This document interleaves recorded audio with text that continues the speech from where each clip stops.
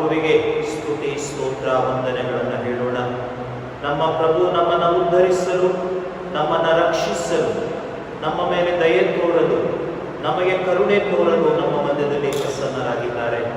ಆ ಪ್ರಭುವಿಗೆ ಸ್ತುತಿ ಸ್ತೋತ್ರಗಳನ್ನು ಹೇಳಿ ಪ್ರಭುವನ್ನ ಸ್ತುತಿಸೋಣ. ಯೇಸುವೇ ಸ್ತೋತ್ರ, ಯೇಸುವೇ ಸ್ತೋತ್ರ, ಯೇಸುವೇ ಸ್ತೋತ್ರ, ಯೇಸುವೇ ಸ್ತೋತ್ರ, ಯೇಸುವೇ ವಂದನೆ, ಯೇಸುವೇ ವಂದನೆ, ಯೇಸುವೇ ವಂದನೆ, ಯೇಸುವೇ ವಂದನೆ, ಯೇಸುವೇ ಆರಾಧನೆ, ಯೇಸುವೇ ಆರಾಧನೆ. Hallelujah, hallelujah, hallelujah, hallelujah. ಯೇಸುವೇ ಸ್ತೋತ್ರ, ಯೇಸುವೇ ಸ್ತೋತ್ರ. ಪ್ರಭು ಯೇಸುವೇ, ಪ್ರಭು ಯೇಸುವೇ, ನೀವು ನಮಗಾಗಿ ಈ ರೊಟ್ಟಿಯ ರೂಪದಲ್ಲಿ ನಿಮ್ಮ ದರ್ಶನವನ್ನ ನೀಡಲು ಈ ಪೀಠದ ಮೇಲೆ ಆಗಮಿಸಿದ್ದೀರಿ. ನಿಮಗೆ ಸ್ತುತಿ ಸ್ತೋತ್ರ ಪ್ರಭುವೇ, ನಿಮಗೆ ಸ್ತುತಿ ಸ್ತೋತ್ರ ಪ್ರಭುವೇ. ಯೇಸುವೇ ನಿಮಗೆ ವಂದನೆ, ಯೇಸುವೇ ನಿಮಗೆ ವಂದನೆ. Hallelujah, hallelujah, hallelujah, hallelujah. ಯೇಸುವೇ ಸ್ತೋತ್ರ. ಯೇಸುವೇ ಸ್ತೋತ್ರ. ಪ್ರಭು ಯೇಸು ಪುನರುತ್ಥಾನಗೊಂಡು ಪುನಃ ಅವರ ದರ್ಶನವನ್ನು ನಮಗೆ ನೀಡುತ್ತಾ, ಹೆದರಬೇಡಿ, ಅಳುಕಬೇಡಿ, ಅಂಜಬೇಡಿ, ನಾನಿದ್ದೇನೆ, ಹೆದರಿಕೆ ಏಕೆ, ಭಯಬೇಕೆ ಎಂದು ಪುನಃ ಎಚ್ಚರಿಸಲು ಈ ಪೀಠದ ಮೇಲೆ ಪ್ರಭು ಆಗಮಿಸಿದ್ದಾರೆ. ಆ ಪ್ರಭುವಿಗೆ ಸ್ತುತಿ ಸ್ತೋತ್ರ ಹೇಳುತ್ತಾ, ಆ ಪ್ರಭುವನ್ನ ಸ್ತುತಿ ಸ್ತೋತ್ರ ಹೇಳಲು ನಾವು ಸನ್ನದ್ಧರಾಗಲು, ಪ್ರಭುವಿಗೆ ವಂದಿಸಿ ಹಾಡಲು, ಪ್ರಭುವಿನ ಪ್ರಸನ್ನತೆಯನ್ನು ಅರಿತುಕೊಳ್ಳಲು ಆತ್ಮರನ್ನ ನಮ್ಮ ಮಧ್ಯದಲ್ಲಿ ಕೂಗಿ ಕರೆಯುವವರಾಗೋಣ. ಆತ್ಮರೇ ನಮ್ಮ ಮೇಲೆ ಇಳಿದು ಬಂದು ನಾವು ಪ್ರಭುವನ್ನ ಸ್ತುತಿಸಲು, ಮಹಿಮೆ ಪಡಿಸಲು ನಮಗೆ ವರದಾನ, ಅನುಗ್ರಹ, ಆಶೀರ್ವಾದಗಳನ್ನ ಕರುಣಿಸಿರಿ ಪ್ರಭುವೇ ಎಂದು ಆತ್ಮರ ಕೃಪೆಯ ಮೂಲಕ ನಮ್ಮ ಕರಗಳನ್ನ ಯಾಚನಾ ರೂಪದಲ್ಲಿ ಪ್ರಭುವನ್ನ ಸ್ತುತಿಸೋಣ.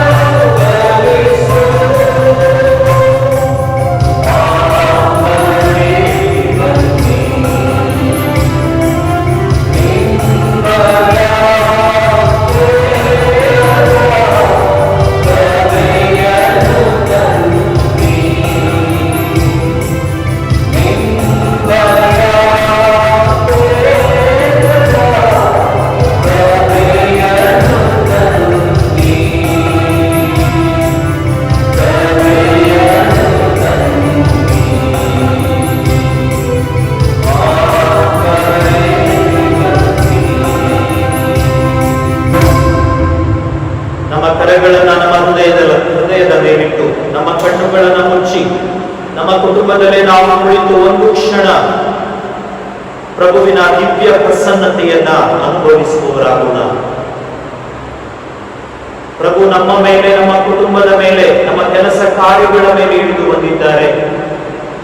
ಪ್ರಭುವಿನ ಪುನರುತ್ಥಾನದ ಮಹಿಮೆಯನ್ನು ಅನುಭವಿಸುವ ವ್ಯಕ್ತಿಗಳು ನಾವಾಗಿ ಜೀವಿಸುತ್ತಾ ಇರುವಾಗ, ಪ್ರಭುವೇ ನಿಮ್ಮ ಬೆಳಕು, ನಿಮ್ಮ ದರ್ಶನ, ನಿಮ್ಮ ಪ್ರಭೆ, ನಿಮ್ಮ ಕೃಪೆ, ನಿಮ್ಮ ಆಶೀರ್ವಾದಗಳು ನನ್ನ ಮೇಲೆ, ನನ್ನ ಕುಟುಂಬದ ಮೇಲೆ ಇಳಿದು ಬರಲಿ ಸ್ವಾಮಿ ಎಂದು ಒಂದು ಕ್ಷಣ ಮೌನವಾಗಿ ಕಣ್ಣು ಮುಚ್ಚಿ ಪ್ರಾರ್ಥಿಸುವರಾಗೋಣ.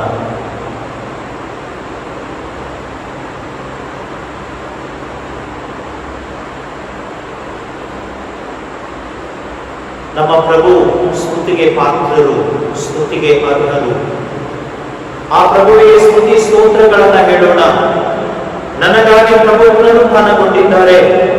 ನನ್ನ ಪಾಪಗಳನ್ನು ಕ್ಷಮಿಸುವ ಸಲುವಾಗಿ, ನನ್ನ ಮತ್ತು ದೇವರ ನಡುವಿನ ಕಡಿದು ಹೋದ ಸಂಬಂಧವನ್ನು ಓಡಿಸುವ ಸಲುವಾಗಿ, ಸದಾ ನಾನು ನಿಮ್ಮೊಂದಿಗೆ ಇರುತ್ತೇನೆ ಎಂಬ ಅಭಯ ವಚನದ ಸಲುವಾಗಿ ಪ್ರಭು ಪುನರುತ್ಥಾನಗೊಂಡಿದ್ದಾರೆ.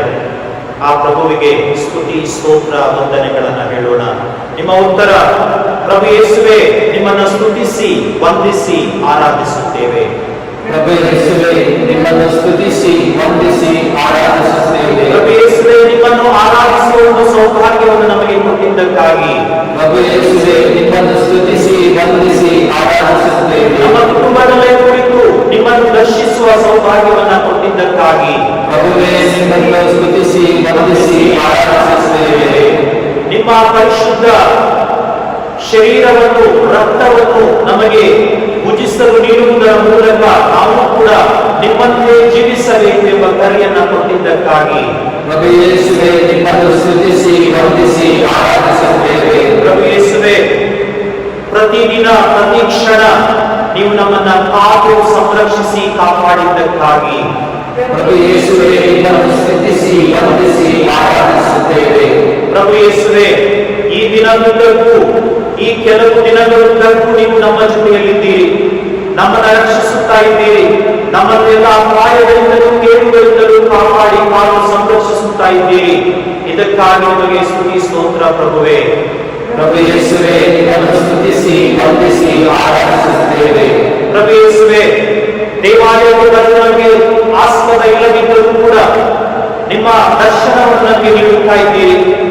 ನಿಮ್ಮ ವಾಕ್ಯದ ಮೂಲಕ, ನಿಮ್ಮ ಭರವಸೆಯ ಮೂಲಕ, ನಿಮ್ಮ ದಯೆಯ ಮೂಲಕ, ನಿಮ್ಮ ಕರುಣೆಯ ಮೂಲಕ ನೀವು ನಮಗೆ ಆಶೀರ್ವದಿಸುತ್ತಿರುವುದಕ್ಕಾಗಿ, ಪ್ರಭು ಯೇಸುವೆ ನಿಮ್ಮನ್ನು ಸ್ತುತಿಸಿ ವಂದಿಸಿ ಆರಾಧಿಸುತ್ತೇವೆ. ಪ್ರಭು ಯೇಸುವೆ ಪ್ರತಿದಿನ ಪ್ರತಿ ಕ್ಷಣ ನನ್ನ ಕುಟುಂಬದಲ್ಲಿ ನಾನು ಒಟ್ಟಾಗಿ ಜೀವಿಸುವಾಗ, ನನ್ನ ಕುಟುಂಬದಲ್ಲಿ ಎಲ್ಲರಿಗೂ ಒಳ್ಳೆಯ ಆರೋಗ್ಯ, ಮಾನಸಿಕ ನೆಮ್ಮದಿ, ಶಾಂತಿ, ಸಮಾಧಾನವನ್ನು ಕಲ್ಪಿಸುತ್ತಿರುವುದಕ್ಕಾಗಿ, ಪ್ರಭು ಯೇಸುವೆ ನಿಮ್ಮನ್ನು ಸ್ತುತಿಸಿ ವಂದಿಸಿ ಆರಾಧಿಸುತ್ತೇವೆ. ನಮ್ಮದೇ ಆದಂತಹ ಮಾತುಗಳಲ್ಲಿ ಪ್ರಭುವಿಗೆ ಮೌನವಾಗಿ ಕೃತಜ್ಞತೆಗಳನ್ನ ಹೇಳೋಣ. ನಮ್ಮ ಕುಟುಂಬದಲ್ಲೇ ಕುಳಿತು ಕಣ್ಣುಗಳನ್ನು ಮುಚ್ಚಿ ನಮ್ಮ ಹೃದಯದ ಮೇಲೆ ನಮ್ಮ ಕರವನ್ನಿಟ್ಟು ಪ್ರಭುವನ್ನ ನಮ್ಮ ಆತ್ಮಿಕ ಕಣ್ಣುಗಳಿಂದ ನೋಡುತ್ತಾ ಪ್ರಭುವಿಗೆ ಸ್ತುತಿ ಸ್ತೋತ್ರಗಳನ್ನ ಹೇಳುವವರಾಗೋಣ. ಪ್ರಭು ಸ್ತುತಿಗೆ ಪಾತ್ರರು. ಪ್ರಭು ಮಾಡಿದ ಉಪಕಾರಗಳು ಅನೇಕ, ವರ್ಣಿಸಲು ಅಸಾಧ್ಯ. ಪ್ರಭುವಿನ ದಯೆ, ಪ್ರಭುವಿನ ಕರುಣೆ ಎಷ್ಟೋ ಅಗಮ್ಯ, ಅಪಾರ, ಅನನ್ಯ. ಆ ಪ್ರಭುವಿಗೆ ಸ್ತುತಿ ಸ್ತೋತ್ರಗಳನ್ನ ಮೌನವಾಗಿ ಹೇಳುವವರಾಗೋಣ.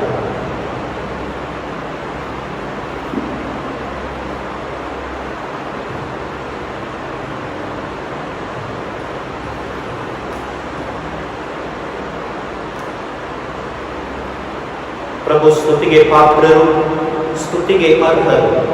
ಪ್ರಭು ಮಾಡಿರುವ ಉಪಕಾರಗಳು ಎಷ್ಟೋ, ವರ್ಣಿಸಲು ನಮ್ಮಿಂದ ಸಾಧ್ಯ. ಪ್ರಭು ಅನೇಕ ದಿನಗಳ ನಂತರ ನಮಗೆ ಈ ಒಂದು ಸಂಭ್ರಮವನ್ನು ನೀಡ್ತಾ ಇದ್ದಾರೆ, ಅವರನ್ನು ದರ್ಶಿಸುವ ಭಾಗ್ಯವನ್ನು ಕೊಡ್ತಾ ಇದ್ದಾರೆ. ಅನೇಕ ಕಾರಣಗಳಿಂದ ನಾನು ಆರಾಧನೆಗೆ ಬಂದಿಲ್ಲ, ಆದರೆ ನನ್ನ ಮನೆಯಲ್ಲೇ ಕುಳಿತು ಆರಾಧನೆಯಲ್ಲಿ ಭಾಗವಹಿಸುವ ಭಾಗ್ಯವನ್ನು ದೇವರು ನನಗೆ ಕೊಟ್ಟಿದ್ದಾರೆ. ಆ ದೇವರಿಗೆ ಕೃತಜ್ಞತೆಗಳನ್ನು ಹೇಳುವಾಗ, ಪ್ರಭು ನನ್ನ ಮನೆಯಲ್ಲಿ ಬಂದ ಪ್ರಭು, ನನ್ನ ಮನೆಗೆ ಬಂದ ಪ್ರಭು, ನಮ್ಮನ್ನು ಉದ್ದೇಶಿಸಿ ಏನ್ ಹೇಳ್ತಾರೆ ಎಂದು ದೇವರ ವಾಕ್ಯವನ್ನು ಆಲಿಸುವರಾಗೋಣ. ಪ್ರಭು ನಿಮ್ಮೊಡನೆ ಇರಲಿ, ನಿಮ್ಮ ಆತ್ಮದಲ್ಲಿಯೂ ಇರಲಿ. ಸಂತ ಮತ್ತಾಯನು ಬರೆದ ಪವಿತ್ರ ಶುಭ ಸಂದೇಶದಿಂದ ವಾಚನ.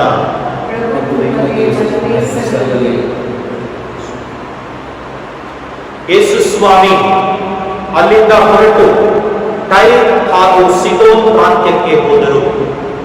ಅಲ್ಲಿ ವಾಸವಾಗಿದ್ದ ಕಾನಾ ನಾಡಿನ ಮಹಿಳೆಯೊಬ್ಬಳು ಅವರ ಬಳಿಗೆ ಬಂದಳು. ಸ್ವಾಮಿ, ದಾವಿದ ಕುಲಪುತ್ರರೇ, ನನಗೆ ದಯೆ ತೋರಿ, ನನ್ನ ಮಗಳಿಗೆ ದೆವ್ವ ಹಿಡಿದು ಬಹಳ ಸಂಕಟ ಪಡುತ್ತಿದ್ದಾಳೆ ಎಂದು ಕೂಗಿಕೊಂಡಳು.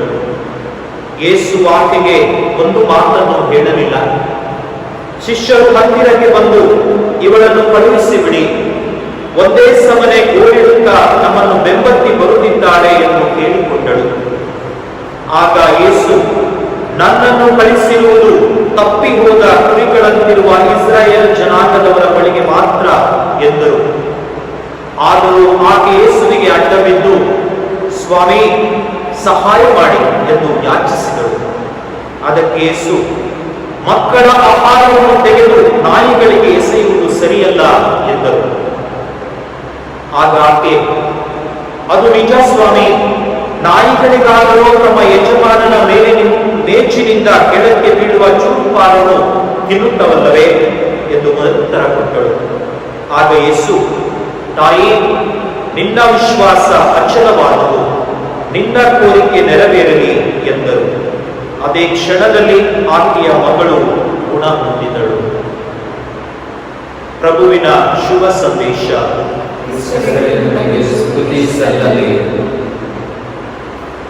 ಆತ್ಮೀಯ ಸಹೋದರ ಸಹೋದರಿಯರೇ, ಅನೇಕ ದಿನ ನಾವು ಚರ್ಚಿಗೆ ಬಂದಿಲ್ಲ, ಪ್ರಭುವನ್ನ ನೋಡಲಿಲ್ಲ, ಆರಾಧನೆಯಲ್ಲಿ ಭಾಗವಹಿಸಲಿಲ್ಲ. ಆದರೆ ಪ್ರಭು ನಮ್ಮನ್ನು ಉದ್ದೇಶಿಸಿ ಮತ್ತು ಏನ್ ಹೇಳಿದ್ರು ಎಂಬುದಾಗಿ ಕೂಡ ನಾವು ಕೇಳಿದ್ದೀವಿ. ನಿನ್ನಲ್ಲಿ ವಿಶ್ವಾಸ ಇದೆಯಾ? ದೇವರ ವಾಕ್ಯದಲ್ಲಿ ನೀನು ನಂಬಿಕೆ ಇಟ್ಟಿದೀಯಾ? ಹಾಗಾದ್ರೆ ಹೆದರಬೇಡ, ಅಂಜಬೇಡ, ಅಳುಬೇಡ, ನಿನ್ಗೇನೂ ಆಗಲ್ಲ, ನಾನಿದ್ದೀನಿ. ನಾವು ನೋಡ್ತೀವಿ, ವಿಮೋಚನಾ ಕಾಂಡ 23-25 ಹೇಳುತ್ತೆ, ನಿಮ್ಮ ದೇವರು ಸರ್ವೇಶ್ವರನು ಆಗ ನನ್ನೊಬ್ಬನಿಗೆ ಆರಾಧಿಸಬೇಕು, ಆಗ ನಿಮ್ಮ ಅನ್ನ ಪಾನೀಯಗಳನ್ನು ಆಶೀರ್ವದಿಸುವೆನು, ನಿಮ್ಮೊಳಗೆ ಯಾವ ವ್ಯಾಧಿಯೂ ಇರದಂತೆ ಮಾಡುವೆನು ಎಂದರೆ ಪ್ರಭು ಯೇಸು ಕ್ರಿಸ್ತ. ಪ್ರಭುವನ್ನು ನಾವು ವಿಶ್ವಾಸಿಸುವುದಾದ್ರೆ ನಾವು ಹೆದರುಕೊಳ್ಳುವ ಅವಶ್ಯಕತೆ ಇಲ್ಲ. ಕಾರಣ ಏನು? ಪ್ರಭು ನಮ್ಮ ರಕ್ಷಾ ಕವಚ ಆಗಿದ್ದಾರೆ. ಪ್ರಭು ನಮ್ಮ ರಕ್ಷಾ ಕವಚ ಆಗಿರುವಾಗ ನಮಗೇನು ಅಂಜಿಕೆ, ನಮಗೇನು ಭಯ, ನಮಗೇನು ಆತಂಕ? ನಾವು ನೋಡ್ತೀವಿ ಅನ್ಯ ಧರ್ಮೀಯಳ ಅಚಲ ವಿಶ್ವಾಸ. ಕಾನಾ ನಾಡಿನ ಮಹಿಳೆ, ಸ್ವಾಮಿ, ದಾವಿದ ಕುಲಪುತ್ರರೇ, ನನ್ನ ಮೇಲೆ ದಯೆ ತೋರಿ, ನನ್ನ ಮಗಳು ಸಾಯ್ತಾ ಇದ್ದಾಳೆ, ಅಸ್ವಸ್ಥಳಾಗಿದ್ದಾಳೆ, ಅವಳನ್ನು ಗುಣಪಡಿಸಿ ಪ್ರಭುವೆ ಅಂತ ಅಂಗಲಾಚಿ ಬೇಡ್ತಾಳೆ.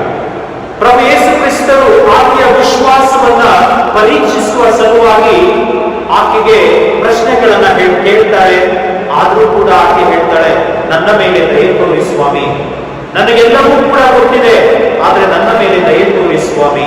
ಪ್ರಭು ಯೇಸು ಕ್ರಿಸ್ತರು ಆಕೆಗೆ ಹೇಳ್ತಾರೆ, ನಿನ್ನ ವಿಶ್ವಾಸ ಅಚಲವಾದುದು, ನಿನ್ನ ವಿಶ್ವಾಸ ಅಚಲವಾದುದು, ಸಮಾಧಾನದಿಂದ ಹೋಗು, ನಿನ್ನ ಮಗಳು ಗುಣ ಹೊಂದುತ್ತಾಳೆ.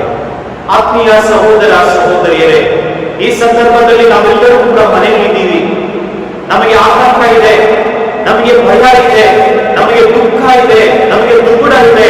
ಯಾವ ಸಂದರ್ಭದಲ್ಲಿ ನಾನು ಕಾಯಿಲೆಗೆ ಒಳಪಡ್ತೇನೋ, ಯಾವ ಸಂದರ್ಭದಲ್ಲಿ ಸೋಂಕು ನನಗೆ ತಗುಲುತ್ತೋ, ಯಾವ ಸಂದರ್ಭದಲ್ಲಿ ನನ್ನ ಕುಟುಂಬದವರೆಲ್ಲರೂ ಕೂಡ ಸೋಂಕಿನಿಂದ ನರಳುತ್ತಾರೋ, ಅಥವಾ ಯಾವ ಸಂದರ್ಭದಲ್ಲಿ ಇನ್ಯಾವುದೋ ಕಾಯಿಲೆಯಿಂದ ನಾನು ಬಳಲುತ್ತೇನೋ, ಯಾವ ಸಂದರ್ಭದಲ್ಲಿ ನನಗೆ ಏನಾಗುತ್ತೋ ಎಂಬ ಆತಂಕ, ಭಯ, ದುಗುಡ, ದುಮ್ಮಾನ. ನಾನು ಏನು ಮುಟ್ಟಿದ್ರು ಕೂಡ ಕೈಗೊಳ್ಳಬೇಕು. ಯಾರ ಹತ್ರ ಹೋಗಬೇಕಾದ್ರೂ ಕೂಡ ನಾನು ಮುಖಕವಸವನ್ನ ಹಾಕೋಬೇಕು. ನಾನು ಏನನ್ನು ಮುಟ್ಟಬಾರದು, ಯಾರ ಹತ್ರ ಹೋಗಬಾರದು. ಎಲ್ಲ ಯೋಚನೆಗಳು, ಎಲ್ಲ ಪರಿಪಾಠಗಳು ನನಗೆ ತಿಳಿದೇ ಇದೆ. ಆದ್ರೆ ಪ್ರಭು ಯೇಸು ಕ್ರಿಸ್ತರು ಹೇಳ್ತಾರೆ, ನೀನು ನನ್ನಲ್ಲಿ ವಿಶ್ವಾಸಿಸು, ನೀನು ನನ್ನಲ್ಲಿ ವಿಶ್ವಾಸ ಇಡುವುದಾದಲ್ಲಿ ನಿನಗೆ ಭಯ, ಅಂಜಿಕೆ ಏನೂ ಇಲ್ಲ. ಕಾರಣ ಸದಾ ನಾನು ನಿನ್ನೊಂದಿಗೆ ಇದ್ದೇನೆ.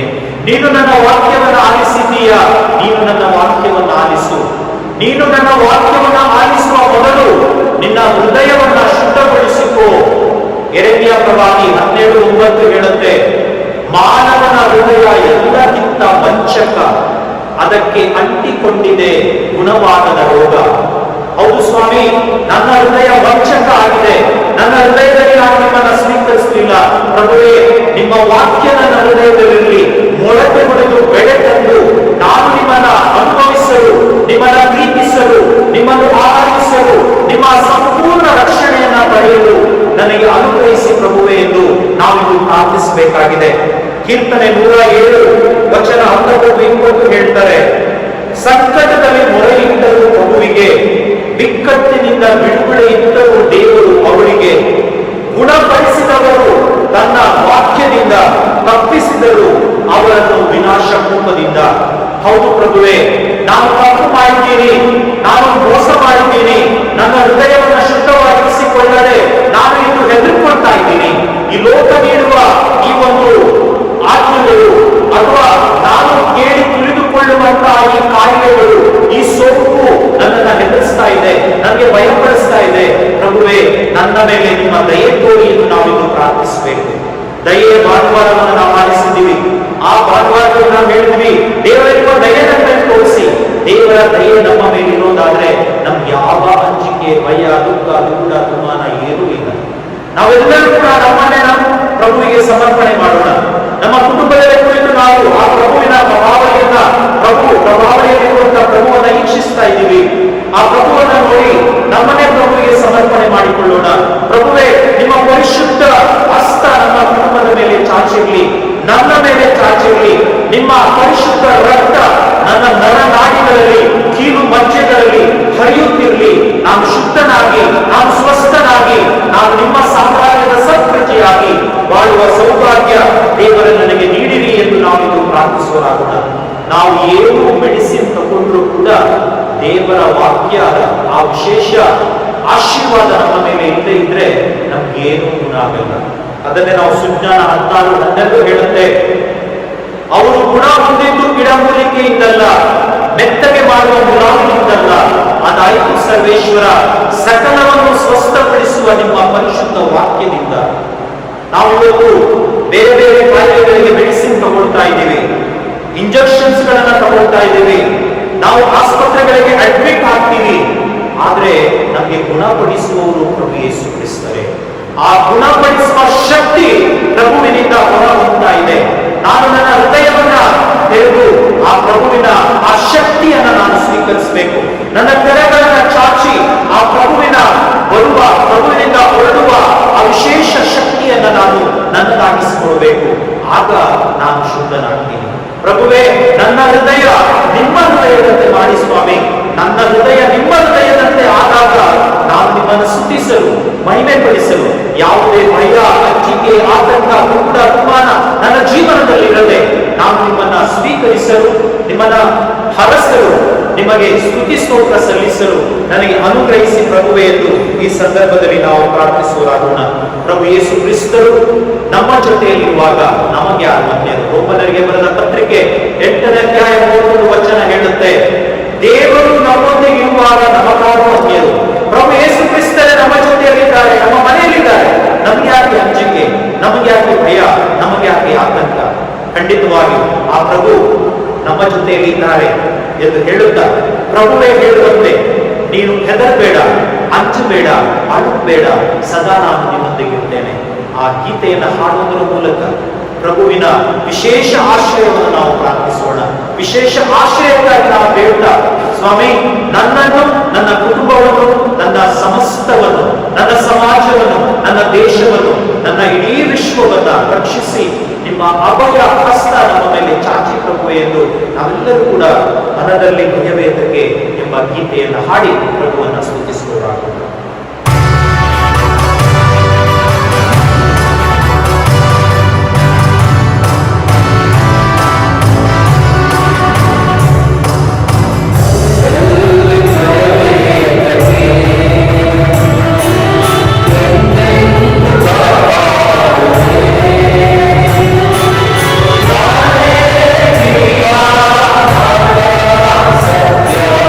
Thank you.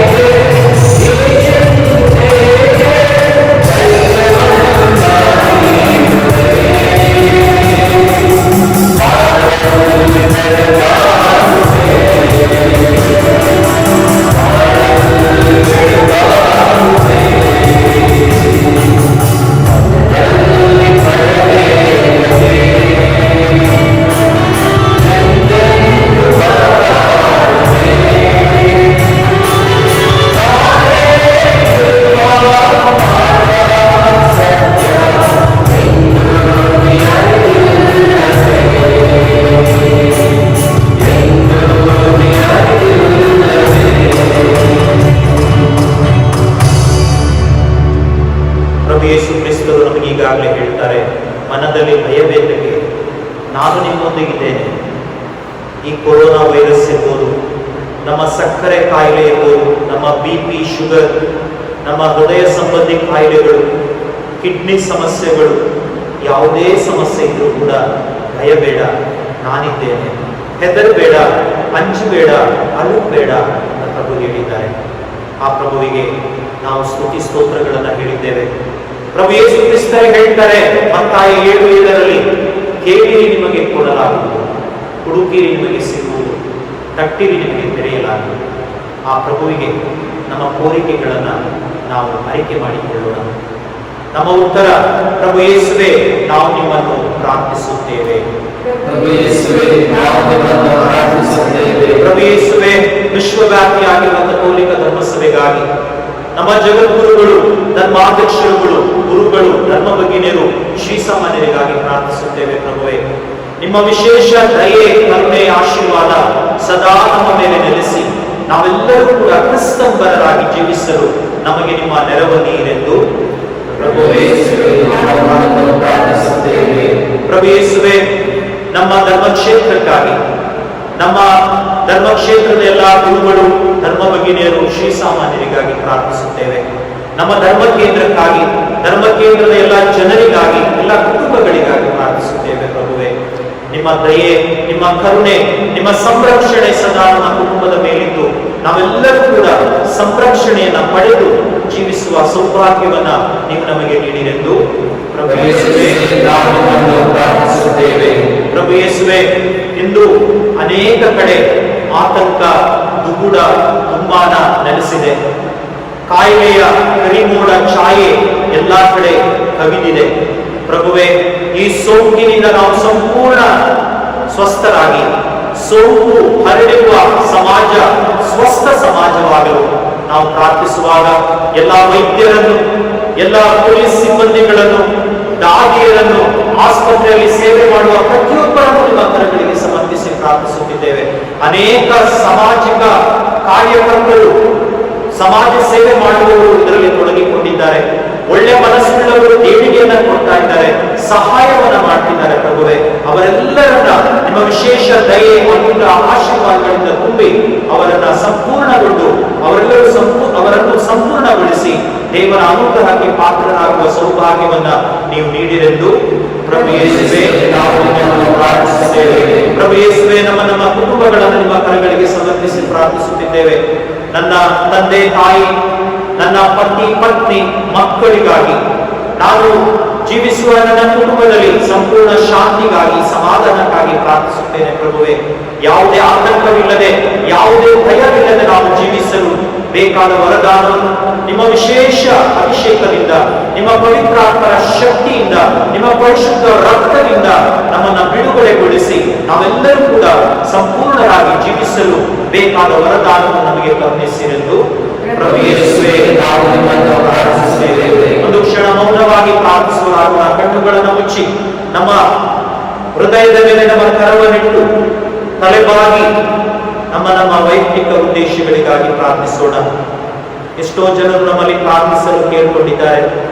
ಹೃದಯ ಸಂಬಂಧಿ ಕಾಯಿಲೆ ಇರುವವರು, ನಮ್ಮ ಕುಟುಂಬದಲ್ಲಿ ಸಮಾಧಾನ ಇಲ್ಲ, ನಮಗಾಗಿ ಪ್ರಾರ್ಥಿಸಿ ಫಾದರ್ ಅಂತ ಕೇಳಿಕೊಂಡಿದ್ದಾರೆ. ನಮ್ಮ ಕುಟುಂಬದಲ್ಲಿ ಅನೇಕರಿಗೆ ಕಾಯಿಲೆ ಇದೆ, ಕಾಯಿಲೆ ಸ್ವಸ್ಥವಾಗಲಿ, ನಮಗಾಗಿ ಪ್ರಾರ್ಥಿಸಿ ಅಂತ ಕೇಳಿಕೊಂಡಿದ್ದಾರೆ.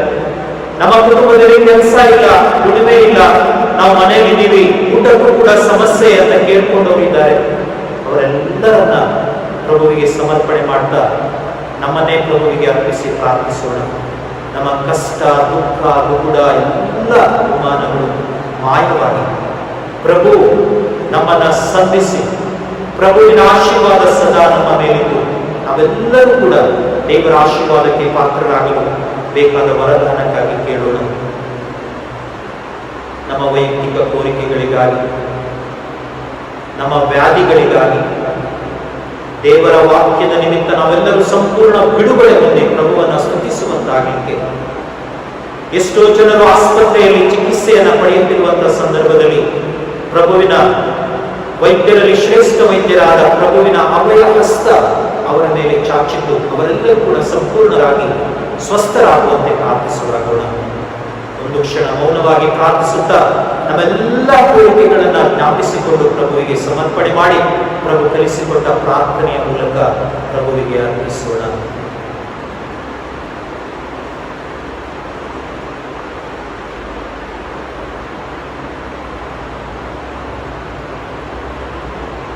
ನಿಮಗೆ ಏನ್ ಬೇಕು ನೀವು ಈ ಪ್ರಾರ್ಥನೆಯನ್ನು ಮಾಡುವುದರ ಮೂಲಕ ನೀವು ಪಡೆದುಕೊಳ್ಳುವಿರಿ ಎಂದು ಪ್ರಭುವೇ ನಮಗೆ ಹೇಳುವಾಗ ಪ್ರಭು ಕಲಿಸಿಕೊಟ್ಟ ಪ್ರಾರ್ಥನೆಯನ್ನು ಭಕ್ತಿಯಿಂದ ಪ್ರಾರ್ಥಿಸೋಣ.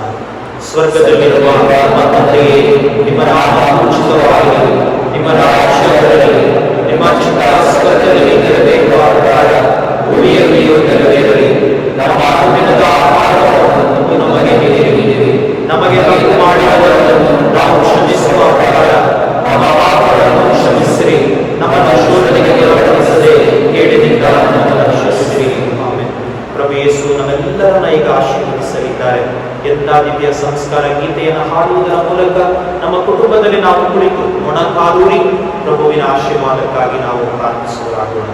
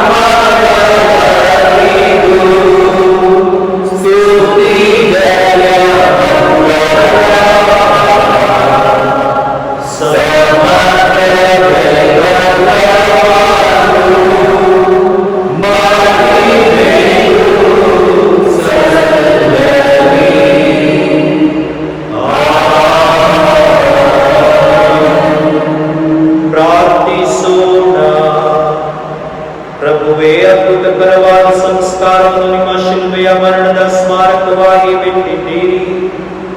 ನಾವು ನಿಮ್ಮ ಶರೀರ ಮತ್ತು ರಕ್ತದ ಪರಮ ರಹಸ್ಯವನ್ನು ಆರಾಧಿಸಿ ಅದರಿಂದ ರಕ್ಷಣೆಯ ಫಲವನ್ನು ಅನುಭವಿಸುವಂತೆ ಮಾಡಿರಿ.